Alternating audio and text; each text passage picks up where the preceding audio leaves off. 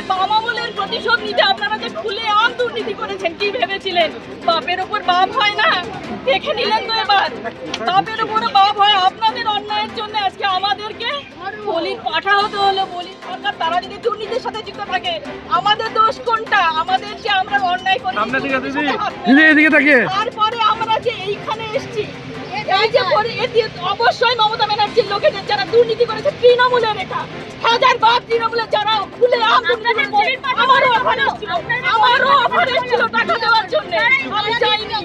তৃণমূলের লোকেরা নাম বলে দিতে পারি, কষ্ট করে 29 বছর বয়সে এসে চাকরি পেয়েছি। 29 বছর বয়সে এসে 2012 সালে সেই আরএলএসটির পরে এই 19 সালে আবার নিয়োগ হলো। 7টা বছর পর সে সময়ও দুর্নীতি হয়েছিল, এবারও হয়েছে।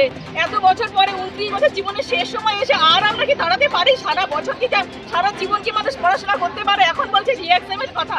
আপনারাই বলুন তো, পারবেন তো মাধ্যমিক পরীক্ষা দিতে? পারবে তো? ওরা যারা কথা বলছে তারা মাধ্যমিক পরীক্ষা আবার বসতে আমি জানি না কিসের কথা বলা হয়েছে। পরিষ্কার বলেছি এটা বলে নেবো।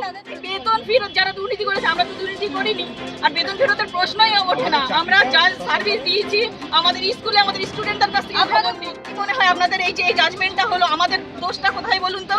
এই যে এতদিন আমরা শুনছি যে নিরপরাধীর শাস্তি না হোক, আমাদের কোন দেশে শাস্তি দেওয়া, কোন দোষে শাস্তি দেওয়া হলো আমাদের?